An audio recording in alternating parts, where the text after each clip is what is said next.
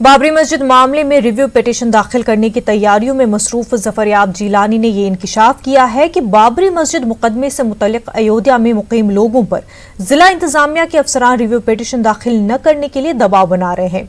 उन्हें धमकियां भी दी जा रही हैं और खौफजदा भी किया जा रहा है। जफरयाब जिलानी से बात की हमारे नुमाइंदे तारिक कमर ने। दिसंबर के पहले हफ्ते में आपने इरादा क्या है नजरसानी की दरख्वास्त पेश करने का? 9 दिसंबर हमारे लिहाज से उसकी होती है लास्ट डेट, क्योंकि 8 संडे है, तो 9 दिसंबर तक किसी दिन भी हो जाएगी file. First week of December up to 9 December. कुछ ये खबरें सुनने में आ रही हैं कि जो अयोध्या में अहम फरीक मौजूद हैं उन पर कुछ दबाव बनाने की कोशिश की जा रही है ज़िला इंतज़ामिया की तरफ से, और इस मामले में कुछ रखने पैदा करने की कोशिश की जा रही है। आपसे वजाहत चाहते हैं, क्या कुछ फरमाना चाहेंगे? बहुत दबाव डाला जा रहा है, जो कि उस दिन हमने यहाँ कह दिया था न, जो प्रेस कॉन्फ्रेंस 17 की थी, उस दिन वहाँ अयोध्या के लोग मौजूद थे इत्तेफाक से। तो फिर उसके बाद तो एक एक आदमी के घर गए, सीओ और एसओ थे के अफसर के मुझे इल्म है, और उसके बाद उन सबको थ्रेट किया है। हत्ता कि एक शख्स जो पैरवी कर रहा था उसको भी थ्रेट किया, थाने बुला के किया कि अगर तुमने रिव्यू फाइल करवाया या किया तो समझ लो बहुत ख़राब अंजाम होंगे, और ऐसे तक की धमकी दी। तो बहरहाल अब हम लोग तो अभी सब वाकिफ़ हैं इन चीज़ों से, क्या प्रॉब्लम एक्चुअली आएगी फाइल करने में, फिर उसके बाद देखेंगे। कुछ तो हमें उम्मीद है कोई ना कोई इसका वाया मीडिया हम अपने लोगों से निकाल के और रिव्यू तो फाइल कर ही देंगे, लेकिन फिर भी अगर ना फाइल कर पाए तो हम सुप्रीम कोर्ट को इत्तला करेंगे। साहब हमारे लोग वहाँ एक तरीके से नज़रबंद है कि डिस्ट्रिक्ट एडमिनिस्ट्रेशन को निकलने नहीं दे रहा है। लेकिन बाद में आप इत्तला करेंगे जब ये खबरें आपके पास हैं, तो इस वक्त कोई पेशरफ्त आपकी जानिब से? अभी तो हम एक रिव्यू पिटीशन कोशिश करेंगे कि किसी तरीके से उनके फेवर के साथ फाइल कर दें, तब हमारा लोकस बनेगा। सुप्रीम कोर्ट बनना वहाँ तरीका होता है किस मुकदमे में हम एप्लीकेशन दे रहे हैं, तो फिर इस मुकदमे में लोकस हो जाएगा, जहाँ तक मैं भी सोचा। लेकिन अब दिल्ली जाएंगे हम, सीनियर एडवोकेट हमारे धवन साहब, उनको भी बात मालूम है, तो वो और कोई तरीका होगा तो करेंगे। हम बहरहाल उन लोगों के जो तैयार हैं और सिर्फ प्रेशर में हैं, हम ऐसा नहीं होगा कि उनकी तरफ से रिव्यू फाइल ना हो, चाहे तो एक दिन डिले होगा तो उस पर लिखेंगे यही बात कि हमको इंतज़ामिया ने धट कर रखा था। बहुत शुक्रिया आपका। नाज़रीन, आपने देखा कि जफरयाब जिलानी साहब ने वाज़ेह तौर पर ये कहा है कि ज़िला इंतज़ामिया की तरफ से उन तमाम अहम फरीक़ों पर दबाव बनाया जा रहा है जो अयोध्या में मौजूद हैं। अब देखना यह है कि आइंदा पेशरफ्त किस अंदाज से की जाती है और किस अंदाज से ये रिव्यू पिटीशन फाइल कर पाते हैं ये लोग। कैमरामैन रवि के साथ न्यूज़ 18 उर्दू के लिए तारिक कमर, लखनऊ। अदाकार नसीरुद्दीन शाह और शबाना आजमी समेत मुल्क भर की 100 जानी-मानी हस्तियों ने अयोध्या पर आए सुप्रीम कोर्ट के फैसले के खिलाफ नजरसानी की अर्जदाश्त दायर करने की मुखालफत की है। इन लोगों का कहना है कि राम जन्मभूमि बाबरी मस्जिद मामले के कुछ फरीक के रिव्यू की अर्जी दायर करने का फैसला मामले को ज्यादा जिंदा रखेगा और मुसलमानों को नुकसान पहुंचाएगा। रिव्यू की अर्जी दायर करने की मुखालफत करने वाले बयान पर दस्तखत करने वालों में इस्लामी स्कॉलर, समाजी कारकुन, वकील, सहाफ़ी, कारोबारी, शायर, एक्टर, फिल्मसाज, थिएटर आर्टिस्ट, मौसीकार और तलबा शामिल हैं।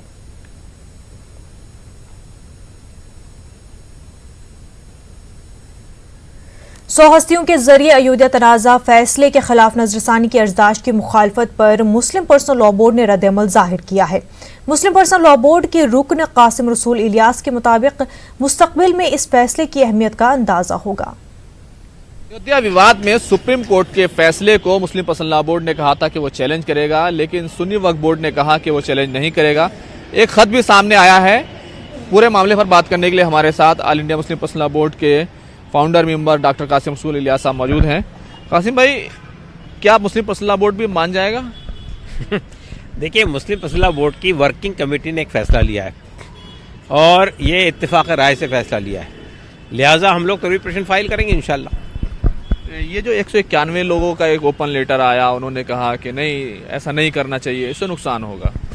देखिए, इन तमाम पहलुओं पर हमने बहुत तफसील से गौर किया है। हमारा मानना ये है कि अगर ये फ़ैसला एज इट इज़ बरकरार रहता है और हम इसको बराज़ौर रग़बत मान लेते हैं और ये तासुर जाता है कि जैसा हिंदुस्तान के मुसलमानों ने इसको तस्लीम कर लिया है, तो इससे मुस्तक़बिल में हमें अंदेशा है कि इसके बहुत सारे मुज़मिरात सामने आएंगे।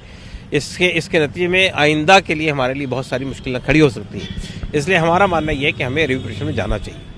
आप कह रहे हैं कि ये तासुर न जाए कि हिंदुस्तानी मुसलमानों ने मान लिया, लेकिन हकीकत तो ये है कि उन्होंने मान लिया है, कहीं तक कोई रिवोल्ट नहीं किया, किसी तरह का गुस्से का इजहार भी नहीं किया। देखिए, पहली बात तो ये है कि अगर किसी ने रिवोल्ट नहीं किया तो उसका ये अंदाज़ा मत लगाइए कि हिंदुस्तानी मुसलमान मान लिया है। हमने all India Muslim personal law board ने ये जो फैसला लिया है, इसमें मुसलमानों की तमाम दीनी मिल्ली तंजीमें, तमाम बड़े दीनी मदारिस, तमाम बड़े एजुकेशन इंस्टीट्यूशंस और पूरे मुल्क के इंटेलेक्चुअल्स सब लोग इसमें शामिल हैं। तो ये तो राय अम्मा है ना मुसलमानों की। जो राय पार्टियां कितनी शामिल हैं इसमें? पार्टियां भी शामिल है, इत्तेहाद मुस्लिमीन शामिल है, SDPI शामिल है, वेलफेयर पार्टी शामिल है। नहीं, मुकदमे में जो फरीक थे वो तमाम पार्टियों में से पार्टियां शामिल है। इस मुकदमे में 5 पार्टी हमारे साथ है।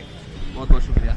तो मुस्लिम पर्सनल लॉ बोर्ड ने साफ कर दिया है कि वो रिव्यू पिटीशन में जरूर जाएगा, भले ही कुछ लोग कह रहे हो कि इससे नुकसान होगा, लेकिन मुस्लिम पर्सनल लॉ बोर्ड का मानना यह है कि हिंदुस्तानी मुसलमानों ने इसको नहीं माना है। वो अपने मुस्तकबिल के मुज़मरात को और नुकसानात को देखते हुए वो ये चाहता है कि इस मसले को रिव्यू पिटीशन में ज़रूर उठाए। कैमरामैन नगेंद्र के साथ Khurram Shahzad, news 18 Delhi. All India Majlis Ittehadul Muslimeen के कौमी सदर असदुद्दीन ओवैसी ने झारखंड में चुनावी रैलियों से खिताब किया। असेंबली इंतखाबात के पेश नज़र असदुद्दीन ओवैसी रियासत के घड़वा और विश्रामपुर में इंतखाबी रैलियों से खिताब किया। इस मौके पर ओवैसी ने झारखंड की अक़लियतों से मजलिस के अरकान को असेंबली पहुंचाने की अपील की। ओवैसी का खिताब सुनने के लिए कसीर तादाद में लोगों ने रैलियों में शिरकत की। इस मौके पर ओवैसी ने महाराष्ट्र में कांग्रेस NCP के शिवसेना से इत्तेहाद पर भी हमला बोला। नुमाइंदगी पर 1000 करोड़ का सालाना बजट वहां पर मंजूर होता है। बताइए आप, यहाँ पर इतनी बड़ी आबादी अक़लियतों की है, मगर आपकी हमारी पसमानदगी को दूर करने के लिए इस बीजेपी की सरकार हो या माजी की सरकारों ने हमारा सिर्फ इस्तेसाल किया। अगर यहाँ से इस असेंबली के इलेक्शन में इंशाअल्लाह ताला मजलिस इत्तेहादुल मुस्लिमीन के अरकान असेंबली कामयाब होंगे तो मुझे पूरा यकीन है कि अक़लियतें हो, आदिवासी हो, कमजोर तबकात के लोगों के लिए मजलिस एक बेबाक आवाज बनकर उभरेगी। आज महाराष्ट्र के इस तमाम नतीजों के बाद जो वहां पर जो धोखा दिया गया, इसके बाद मैं आपसे अपील करने आया हूं कि अपने वोट का सही इस्तेमाल करिए।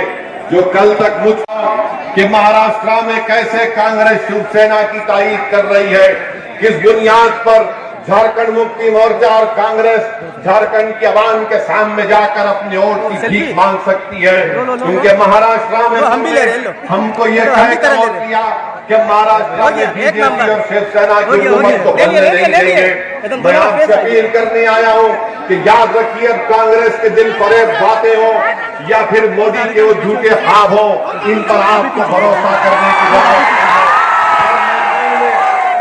ये दोनों पार्टी नाकाम साबित हो चुकी है। झारखंड असेंबली इंतखाबात के लिए आज CPI ने इंतखाबी मंशूर जारी किया।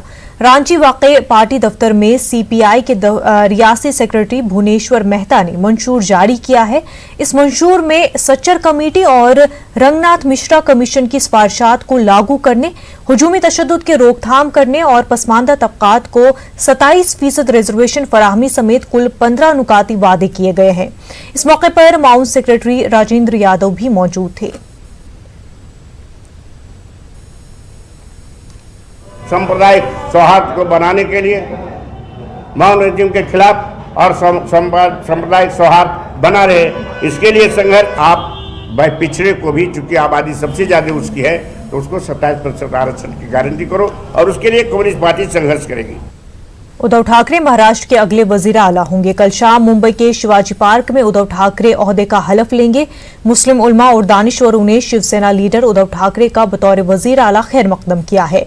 मुस्लिम नुमाइंदों ने वाजे किया है कि महाविकास आघाड़ी की कामयाबी महाराष्ट्र की सियासत का एक नया बाब होगी। उलमा ने रियासत की अवाम की तरक्की के साथ अक़लियतों की तरक्की को भी लाजिम व मलजूम बनाने का मुतालबा किया है।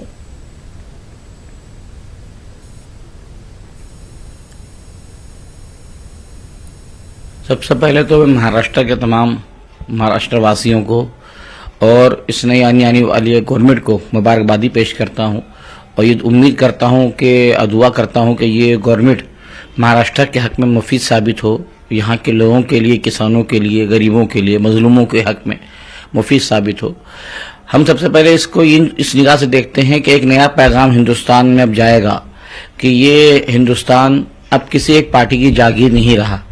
ये चलन जो पिछले कुछ सालों से 5-6 सालों से चल रहा था उस पर ब्रेक लग जाएगा और सारी छोटी पार्टियों के लिए दरवाजा खुल जाएगा। जो इंसाफ पसंद लोग हैं उनके लिए भी दरवाजा खुलेगा और जो कहीं भटके हुए थे उनको भी सही रास्ता दिख रहा है कि इस मुल्क में सिर्फ जो है नफरत की राजनीति करके आगे नहीं बढ़ा जा सकता। आज से 70 साल कबल 26 नवंबर 1949 को बाबा साहेब अम्बेडकर ने हिंदुस्तान का सेकुलर दस्तूर जो उसको मुरत्तब किया था और आज उनका बनाया हुआ दस्तूर जो है उस पर अमल हुआ और यहाँ पर वो पार्टी जो सेकुलर को ख़त्म करना चाहती थी उसको आज ख़त्म कर दिया गया, उसकी हुकूमत को आज ख़त्म कर दिया गया। हम ये जो सरकार है इसको वेलकम करते हैं और बहुत मेहनत हुई है सरकार बनने के एतबार से।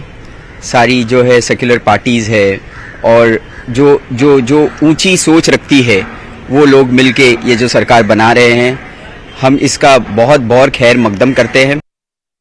लोकसभा में एसपीजी तरमीमी बिल पर बहस के दौरान डीएम के रहनुमा ए राजा ने गोडसे के इस बयान का हवाला दिया जिसमें उसने कहा था कि उसने महात्मा गांधी का कत्ल क्यों किया। इसी दौरान प्रज्ञा ठाकुर ने रखनाअंदाजी की और कहा, आप किसी मुहब्बे वतन की मिसाल नहीं दे सकते। राजा ने कहा कि गोडसे ने खुद एतराफ किया था कि वो महात्मा गांधी से नफरत करता था, जिसके बाद उसने उन्हें जान से मारने का फैसला किया। राजा ने मजीद कहा कि गोडसे एक खास आइडियोलॉजी को मानता था, इसीलिए उसने महात्मा गांधी का कत्ल किया। प्रज्ञा ठाकुर के बयान पर जहां हिज़्ब इख्तिलाफ ने माफी मांगने को मुतालबा किया, वहीं बीजेपी मेंबरान पार्लियामेंट ने प्रज्ञा ठाकुर को बैठने के लिए कह दिया।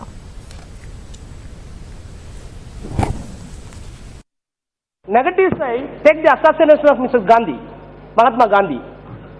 Mahatma Gandhi murder case, when the appeal was filed before the appellate court, he made a statement. Godse made a statement. I may be permitted to read a few sentences. I quote, the accumulating provocation of 32 years, culminating in his last...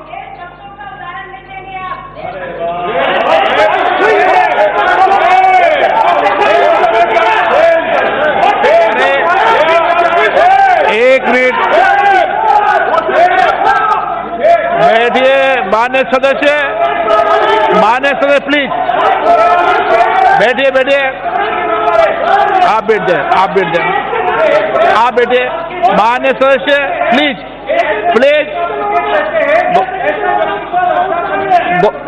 माननीय please बैठिए, please माननीय, कुछ problem है क्या? बैठिए। माननीय सदस्य आप सभी सदन के सदस्य अध्यक्ष बन जाते हैं। मैंने उनको इजाजत दी है क्या? बोलने दिया तो मैंने बिठा दिया ना उनको। मैंने उनका कोई रिकॉर्ड में नहीं आने दिया है। नो, मैंने कोई चीज उनकी रिकॉर्ड में नहीं आने दी है। केवल रिकॉर्ड में ए राजा साहब की बात रिकॉर्ड में आएगी। हैदराबाद के इलाके बागलिंगमपल्ली में एनआरसी के खिलाफ एहतजाजी मुजाहिरा किया गया। शहर की मुख्तलिफ तंजीमों ने इस एहतजाजी मुजाहिरे में हिस्सा लिया। मुजाहिरीन ने कहा कि शहरियत उनका पैदाइशी हक है, इस हक का कोई नहीं छीन सकता। गोपीनाथन आईएएस ने इस मामले पर मुख्तलिफ तंजीमों के नुमाइंदों से तबादले ख्याल किया। गोपीनाथन ने कहा कि एनआरसी सिर्फ मुसलमानों के ही खिलाफ नहीं है, बल्कि इससे दलित, आदिवासी और पिछड़े तबकात मुतासिर होंगे। इस मामले पर उन्होंने सियासतदानों और समाजी तंजीमों की तरफ से खामोशी पर अफसोस का इजहार किया। गोपीनाथन ने नौजवानों को मशवरा दिया कि हुकूमत जो भी अवाम दुश्मनी इक़दामात करती है उसके खिलाफ आवाज उठाए। खास तौर पर मुसलमान अगर आवाज नहीं उठाते हैं तो फिर एक ऐसा वक्त आएगा जहां आप फिर आवाज नहीं उठा सकेंगे, बल्कि आपको हाथ जोड़ना पड़ेगा। मुल्क में आज जो कुछ हो रहा है वो सियासी सर्कस है। मुल्क में दस्तूर और जमहूरियत की पामाली का सिलसिला जारी है। एनआरसी के जरिए सिर्फ और सिर्फ गरीबों को निशाना बनाया जा रहा है।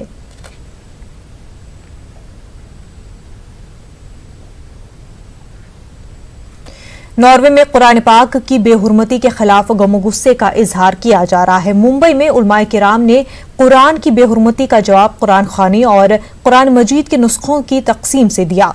बेहुरमती के खिलाफ पुरअमन एहतजाज का भी एहतमाम अमल में आया।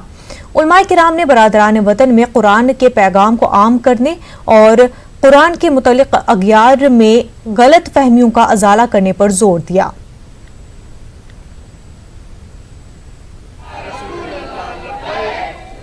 नॉर्वे में जो कुरान पाक की तौहीन की गई है, ये इस्लामी फोबिया जो फैल रहा है बहुत तेज़ी से, ये सबके लिए नुकसानदेह साबित होगा आगे जाके, क्योंकि मुसलमान किसी के मज़हब की बेहुरमती नहीं करता, न किसी की मजहबी किताब की बेहुरमती करता है। हमारे यहाँ बड़ी सख्ती से ममानियत है इस बात की। कुरान पाक की जैसा तौहीन की गई है, इससे मुसलमानों की जज्बात बहुत तकलीफदेह हुई, हमारे दिल को ठेस पहुँची है, हमारे जज्बात को भारने की कोशिश की गई है। मुसलमान सब्र से काम ले रहा है। हम सबसे पहले मुसलमानों से ये अपील कर रहे हैं कि वो कुरान को पढ़ें, कुरान को समझें और कुरान के अहकामात पर अमल करें।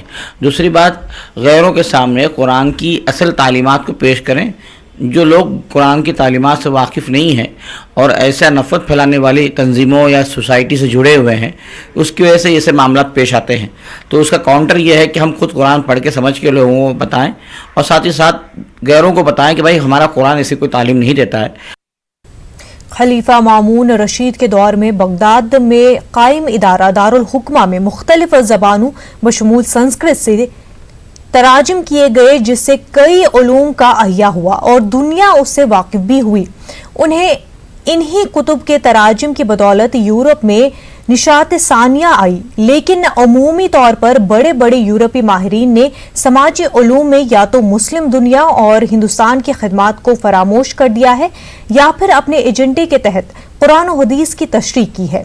इन ख्यालात का इजहार अलीगढ़ मुस्लिम यूनिवर्सिटी के शोबे इस्लामिक स्टडीज के सदर प्रोफेसर उबैदुल्ला फहद फलाही ने आज तीसरे कौमी उर्दू समाजी उलूम कांग्रेस के इफ्तिताही इजलास में किया। प्रोफेसर उबैदुल्ला फहद मौलाना आज़ाद नेशनल उर्दू यूनिवर्सिटी में मुनक़िदा समाजी उलूम कांग्रेस में बहैसियत मेहमान ख़ुसूसी खिताब कर रहे थे। उन्होंने समाजी उलूम को यूरोपी नजरियात और इस्तेमारी एजेंडे से पाक करने की जरूरत पर जोर दिया। मौलाना आज़ाद नेशनल उर्दू यूनिवर्सिटी में मुनक़िदा इस कांग्रेस का मौजू 21वीं सदी में समाजी उलूम, अंदेशे और चैलेंज था, जिसे मरकज़ बराए फ़रोग़ उलूम और स्कूल बराए फ़नून और समाजी उलूम मुनक़िद कर रहे हैं।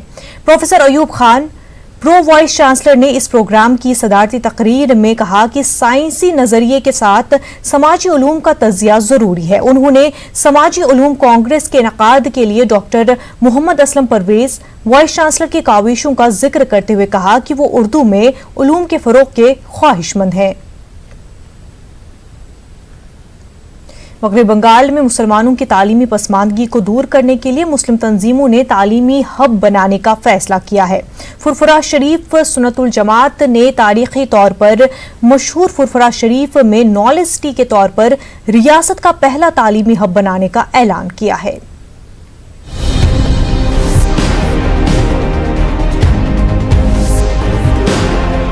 मगरबी बंगाल में मुस्लिम तबका तालीमी तौर पर सबसे ज्यादा पसमानदा है। सच्चर कमेटी की रिपोर्ट ने भी मुसलमानों की पसमानदगी का एतराफ किया, लेकिन सच्चर कमेटी की रिपोर्ट के बाद लेफ्ट हुकूमत की हार और तृणमूल कांग्रेस के इक़्तिदार में भी तालीमी पसमानदगी दूर नहीं हुई है। अब मुस्लिम तंजीमों ने तालीमी मैदान में काम करने की जरूरत पर जोर देते हुए नॉलेज सिटी के तौर पर तालीमी मराकज़ कायम करने का फैसला किया है। एजुकेशन के लिए एजुकेशन की जरूरत है, तो सरकार तो चाहते हैं मुसलमान लोगों को शिक्षा से दूर रखेंगे, इसलिए हम लोग खुद कोशिश कर रहे हैं मुसलमान के साथ आदिवासी दलित लोगों को, जो लोग पिछड़ा हुआ है, शिक्षा से बहुत दूर है, उन लोगों को कोशिश कर रहे हैं शिक्षा देने के लिए आगे बढ़ाने की कोशिश कर, इसीलिए यूनिवर्सिटी बना रहे हैं। उसमें बहुत सारे शिक्षक देने के लिए हम लोगों को कोशिश है, जैसे junior English medium, senior English medium, engineering college, law college, medical college, nursing college. साथ साथ हम लोगों का जो पहले इरादा है नॉलेज सिटी में एक मातृ सदन भी बनाएंगे।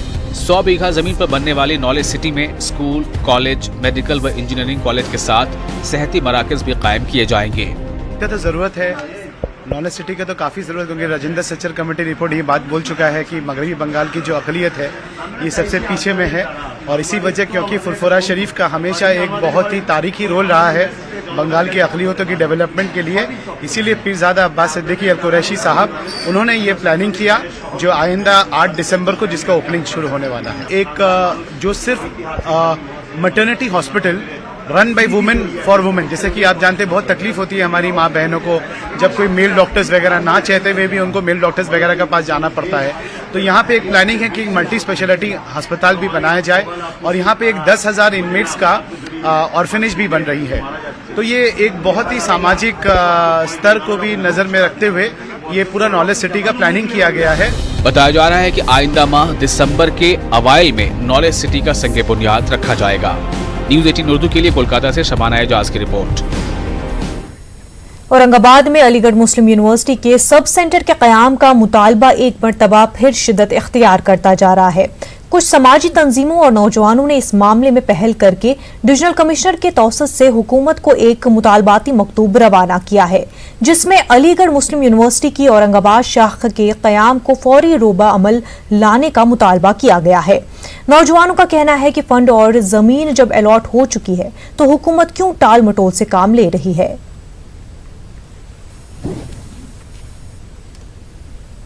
कमिश्नर ऑफिस के थ्रू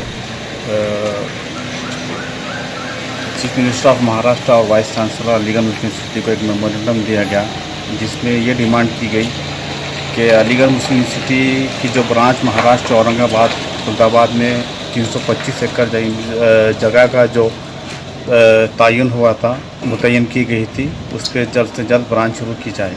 सरकार ये क्यों नहीं चाह रही? क्योंकि माइनॉरिटीज सबके माइनॉरिटीज़ में रहे, वो चाह रहे हैं कि भाई ड्राइवर का बच्चा ड्राइवर ही न बने, ड्राइवर ही बने। उन्हें पता है कि अगर यूनिवर्सिटी ज़्यादा बन जाएंगी और तलबात उसमें इल्म हासिल करेंगे तो वो कहीं ना कहीं जाकर आला मुकाम हासिल करेंगे। मुख्तलिफ ब्रांचेस का जो है वो किया था, बजट पास किया था, जगह का भी तयन किया था, लेकिन इसके अंदर महाराष्ट्र के औरंगाबाद शहर में जो यूनिट था और बिहार में किशनगंज और बंगाल में मुर्शिदाबाद और केरला में मलापुरम, इन यूनिट्स का सेंट्रल गवर्नमेंट ने तयन किया था। लेकिन महाराष्ट्र के अंदर जो है औरंगाबाद शहर, खासकर औरंगाबाद और दूसरा अलीगढ़ मुस्लिम यूनिवर्सिटी, इससे एक सियासी साजिश की जो बुआने लगी है, तो महसूस होता है कि मुसलमानों के जो है तालीम का मैयार हुकूमत भी नहीं चाहती है कि बुलंद हो। हुकूमत तेलंगाना ने राइट टू एजुकेशन बिल में तरमीम करने के लिए एक कमेटी का क़याम अमल में लाया है। इसका मकसद 5 किलोमीटर के दायरे में सिर्फ एक ही स्कूल को महदूद करने के असरात का जायजा लेना है। टीचर्स का मानना है कि अगर इस तजवीज़ पर अमलावरी हुई तो रियासत में मौजूद आधे स्कूल ख़त्म हो जाएंगे और उससे सबसे ज़्यादा मुतासर उर्दू मीडियम स्कूल और मुस्लिम तलबा होंगे।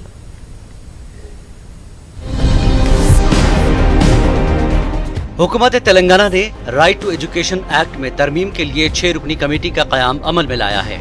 ये कमेटी मौजूदा सरकारी अपर प्राइमरी स्कूल के लिए 1 किलोमीटर और प्राइमरी स्कूल के लिए 3 किलोमीटर और हाई स्कूल के लिए 5 किलोमीटर की शर्त के बजाय तीनों सतह के स्कूलों के लिए 5 किलोमीटर का दायरा मुख्तस करने के इम्कानात का जायजा लेगी। सरकारी स्कूल टीचर्स का मानना है कि रियासती हुकूमत की ये तजवीज़ रियासत में तालीम की सूरत हाल के लिए तबाहकुन होगी। अगर इस तजवीज़ पर अमल आवरी हो तो रियासत में स्कूल्स की मौजूदा तादाद 26,000 से घटकर इसकी निस्फ यानी 13,000 हो जाएगी। ये बात बड़े अफसोस के साथ कह रहा हूँ कि तेलंगाना हुकूमत बनने से पहले हमारे KCR साहब ने इलेक्शन मैनिफेस्टो के अंदर एक बात कही थी कि KG से लेकर PG तक मुफ्त तालीम का वादा किया था, लेकिन वादे के बरखिलाफ आज काम हो रहा है। आज राइट टू एजुकेशन एक्ट के अंदर तरमीम लाते हुए 5 किलोमीटर रेडियस के अंदर एक स्कूल को रखते हुए 12,000 तकरीबन 12,000 से ज़्यादा स्कूल्स को क्लोज करने की क्या है बोले तो आज कोशिश की जा रही है। 5 किलोमीटर का जो फासला जो रख रहे हैं आने वाले दिनों में, इससे तो एजुकेशन के लिए तो काफ़ी नुकसान है, स्कूल्स के लिए तो, स्पेशली गवर्नमेंट स्कूल्स के लिए। प्राइवेट किया तो कुछ असर नहीं पड़ेगा और प्राइवेट को तो और बढ़ेंगे प्राइवेट स्कूल्स, क्योंकि पेरेंट्स का मर्ज़ी क्या रहता है, घर के करीब स्कूल है तो बेचने को तैयार रहते। अब गवर्नमेंट स्कूल नहीं मिलेंगे तो उन लोग पेरेंट्स के ऊपर ज़्यादा फाइनेंशियल भी वो होता, बर्डन होता, और सेफ्टी के से देखे तो बिना करीब का स्कूल में कितना पैसे भी जाने दो वो हो जाता। इससे क्या होता उन लोग का बैंक रिटर्न हो जाते, उन लोग पूरे बैंक करप्ट हो जाते, यानी कि पैसे जो जमा करने का है बदले में खर्चा और कर्जा लेके आके बच्चों को पढ़ाना ज़रूरी हो जाता। इसलिए हमारा ये है कि ये जो चेंजेस लेके आ रहे, ये नहीं लेके आए तो अच्छा है। हुकूमत की RTI एक्ट में तरमीम से खदशा है कि सबसे ज्यादा नुकसान उर्दू मीडियम स्कूल्स को होगा और इसके नतीजे में मुस्लिम तालिबात मुतासिर होंगी। उर्दू मीडियम की अगर हम खासकर बात करेंगे तो उर्दू मीडियम खासकर बच्चियां जो गर्ल्स है वो ज़्यादा दूर तक भेजने के लिए पेरेंट्स कतराते, ज़्यादा दूर तक नहीं भेजते। जो माइनॉरिटी गर्ल्स है उनको अब 5 किलोमीटर तक स्कूल भेजना बोले तो पेरेंट्स क्या करेंगे आने वाले दिनों में, बच्ची को सिर्फ और सिर्फ घर के करीब स्कूल है तो पढ़ाएंगे, लेके जाके क्या है बोले तो वरना घर के अंदर बिठा लेंगे, घर के काम काज के अंदर लगा देंगे। आने वाले दिनों में अगर इस तरह का कदम उठाएंगे तो खुद ब खुद क्या है बोले तो उर्दू मीडियम और बुरी हो जाएंगे, तकरीबन मतलब सारे के सारे स्कूल्स क्लोज हो जाएंगे। तेलंगाना के सरकारी स्कूल्स के टीचर्स का मानना है कि सरकारी स्कूल्स की तादाद में कमी करने का मंसूबा मुखालिफ गरीब अवाम होगा, क्योंकि सरकारी स्कूल्स में कमी का सीधा फायदा प्राइवेट स्कूल्स को होगा। इन्हें ये भी खदशा है कि रियासती हुकूमत शहरी इलाकों में सरकारी स्कूलों की इमारतों को हासिल करते हुए इसे कमर्शियल मकासद के लिए इस्तेमाल करना चाहती है। हैदराबाद से न्यूज़ 18 उर्दू के लिए अनीसुर रहमान की रिपोर्ट। खास बात इंडिया में फिलहाल